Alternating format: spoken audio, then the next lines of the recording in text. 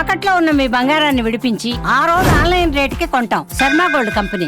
ప్రేక్షకులందరికీ నమస్కారం. నేను గీతాంజలి. ప్రస్తుతం మనతో పాటు శృంగేరి శారదాపీఠ ఆస్థాన పండితులు, ప్రవచన నిధి డాక్టర్ బాచంపల్లి సంతోష్ కుమార్ శాస్త్రి గురువు గారు ఉన్నారు. వారితో మాట్లాడదాం. గురుగారు నమస్కారం అండి.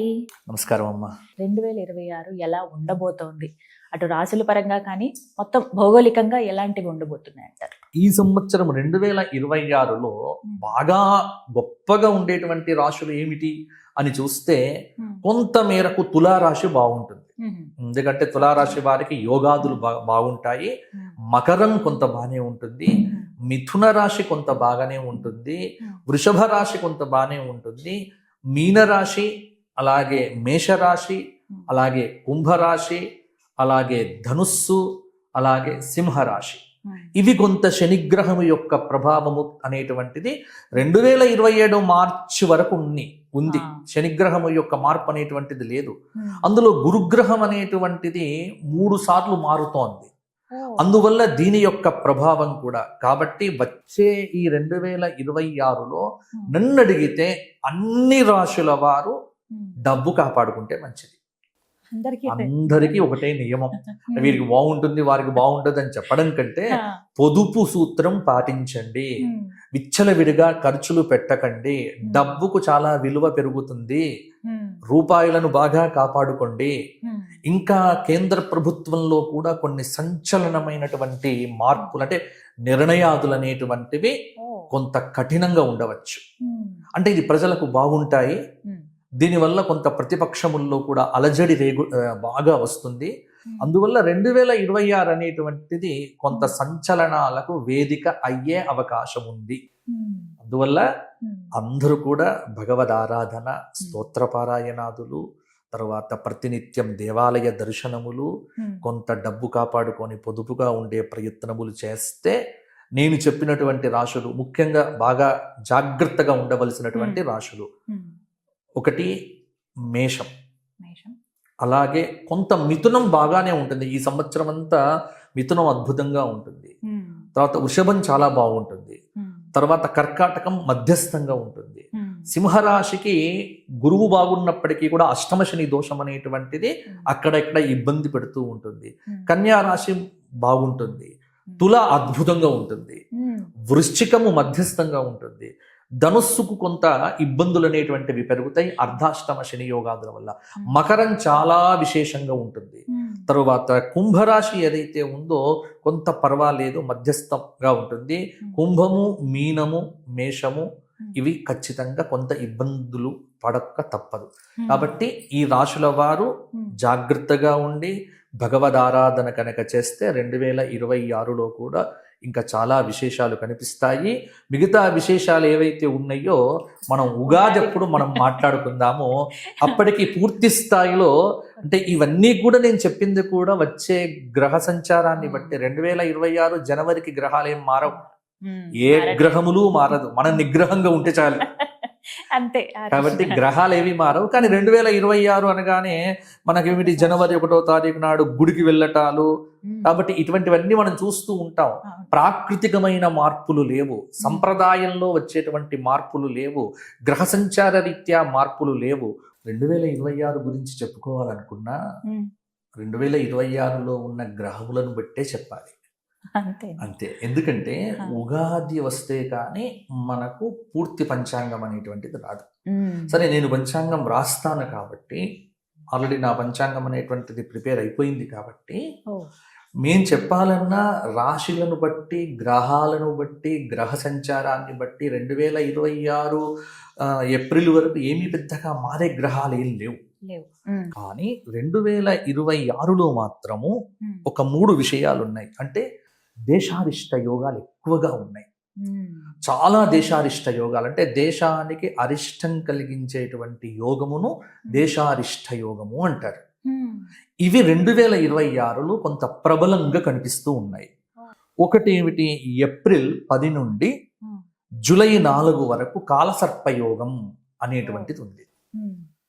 ఏప్రిల్ 10 నుంచి జూలై 4 వరకు ఉన్నటువంటి కాలసర్పయోగం, నవంబర్ 10వ తేదీ నుండి సంవత్సరం ఆఖరు వరకు సింహరాశిలో కుజస్తంభన యోగము, సెప్టెంబర్ 18 నుంచి అక్టోబర్ 15 వరకు కర్కాటక రాశిలో కుజ గురువుల యొక్క కలయిక. ఇది మూడింటిని బేస్ చేసుకొని వచ్చే సంవత్సర ఫలితాలను అంటే 2026ను మేము నిర్ణయం చేస్తాం. అంటే ఇప్పుడు మీకు అర్థమైంది కదా, మేము చెయ్యాలన్నా వచ్చే సంవత్సరం ఉన్న ఇటువంటి యోగాదులు చూసే. ఇప్పుడు కాలసర్ప యోగం ఉంది, కాలసర్ప యోగంలో మనకు సంవత్సరం ఆరంభమైంది. గత సంవత్సరం ఇబ్బందులు చూస్తూ ఉన్నాం, మిక్కిలి ప్రమాదములు, తర్వాత రైతులకు నష్టం, సరిగ్గా పంటలు పండే టయానికి ఏదో తుఫాన్లు రావటం. కాబట్టి ప్రకృతి వైపరీత్యాలు. ఇప్పుడు మార్చి 19 నుండి జూన్ 30 వరకు త్రిగ్రహ చాతుర్గ్రహ కూటమి కాలసర్ప యోగాలు. ఈ మూడింటి ప్రభావము ఈ 2026 మనకు జూన్ 30 వరకు.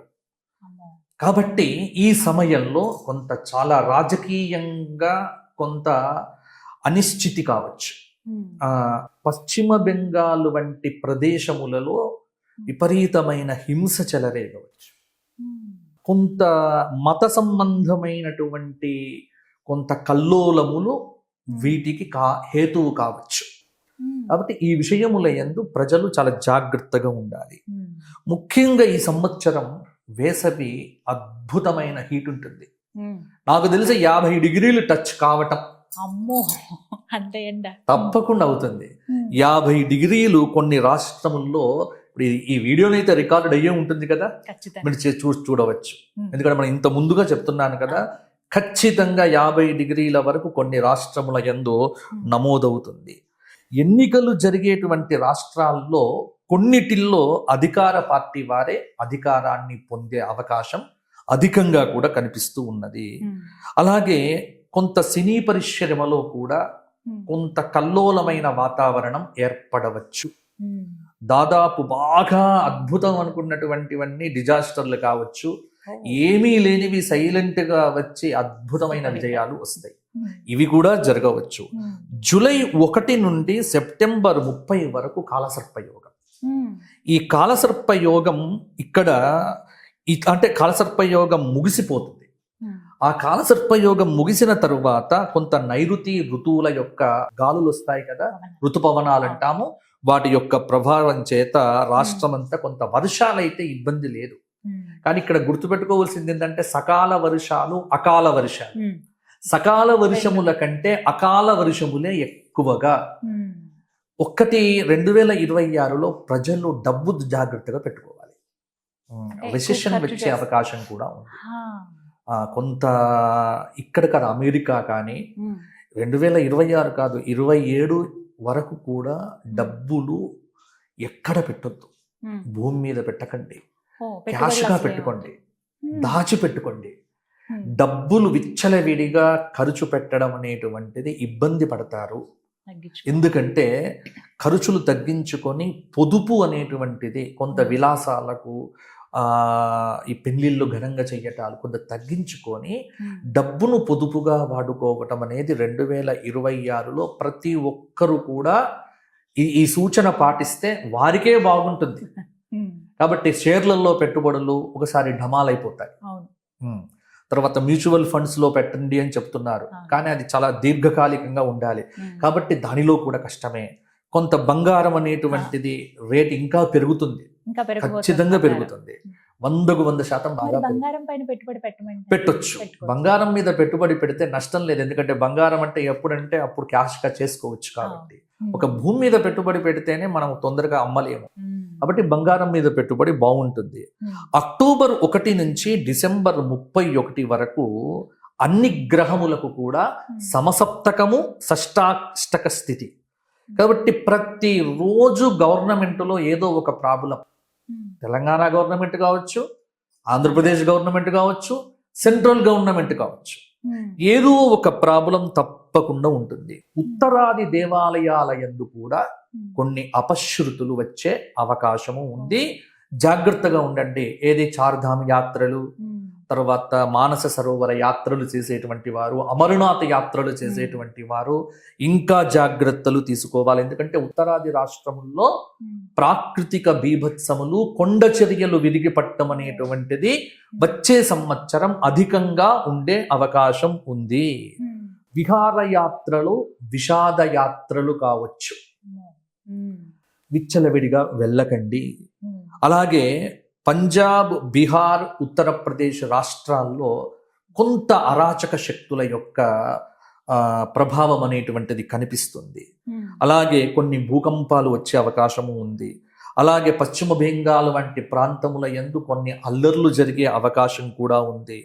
కొన్ని రాష్ట్రాల యందు రాజకీయంగా మార్పులు కూడా జరిగేటువంటి అవకాశం కూడా లేకపోలేదు.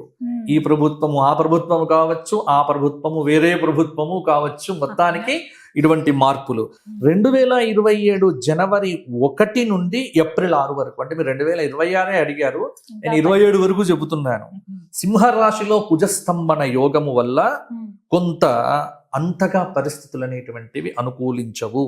కెనడా, ఆస్ట్రేలియా, న్యూజిలాండ్ మొదలైనటువంటి దేశాల్లో కూడా కొంత ఇబ్బందులు అనేటువంటివి కలుగుతాయి. కాబట్టి ఇటువంటి ప్రభావం అనేది ఈ 2026లో గ్రహణములేవి లేవు. 2026లో ఏ గ్రహణములు లేవు.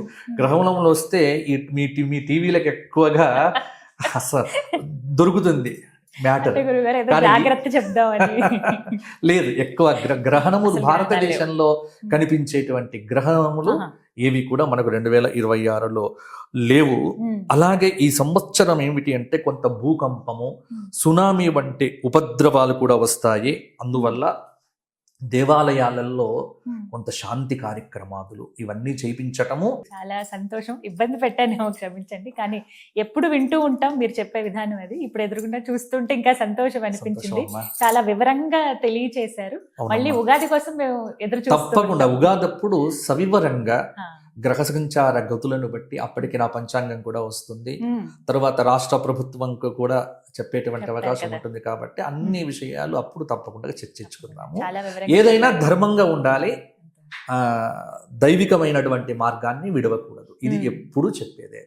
ధర్మాన్ని ఆచరించండి, ఆ ధర్మం మిమ్మల్ని ఎప్పుడూ కాపాడుతుంది. చెప్పారు. ధన్యవాదాలు గురుగారు.